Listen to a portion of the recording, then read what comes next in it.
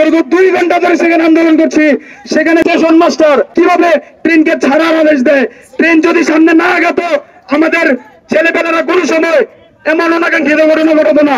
Train সামনে আগিয়েছে, train horn দিয়েছে, ছেলেপেলেদের উস্কে দিয়েছে, উস্কে দিয়ে তারা এই ঘটনাকে সৃষ্টি করে ভৈরববাসীর জেলা আন্দোলনকে পিছিয়ে দেওয়ার চেষ্টা করছে।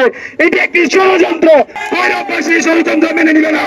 ভৈরববাসীকে মামলা হুমকি দিয়ে আন্দোলন দমায় রাখা যাবে না। ঘটনায় পুরো বাংলাদেশ ভৈরবকে চিঠি করছে, কিন্তু অতি দুঃখের সাথে জানাচ্ছি যে ভৈরববাসী মিডিয়া ট্রোলের শিকার। ভিডিওতে স্পষ্ট দেখা যাচ্ছে ভৈরব জেলার আন্দোলনকারীরা কেউ কোন ট্রেনের ইঞ্জিনের মধ্যে পাথর নিক্ষেপ করে নাই।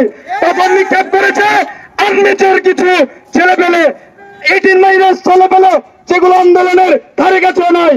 আমরা যারা প্রাণ থেকে ভৈরব জেলা চাই, যারা আমরা এই যৌক্তিক আন্দোলনের মধ্যে আছি, আমরা সর্বদা চেষ্টা করেছি এই ক্ষতিগ্রস্তকে আমরা না করার জন্য, কোন ট্রেনের ইঞ্জিন, কোন রাষ্ট্রীয় সম্পদে আমরা আঘাত করার জন্য চাইনি।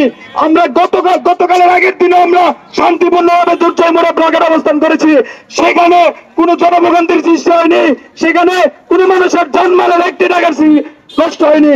সেখানে গতকালকে ভৈরব স্টেশনের মধ্যে যেই অনাকাঙ্ক্ষিত ঘটনা ঘটেছে তার জন্য তাই ভৈরবের স্টেশন মাস্টার দেখেছে আমরা দীর্ঘ 2 ঘন্টা ধরে সেখানে আন্দোলন করছি।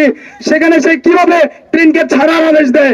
ট্রেন যদি সামনে না আগাতো আমাদের ছেলেপেলেরা কোনো সময় এমন অনাকাঙ্ক্ষিত ঘটনা ঘটতো না।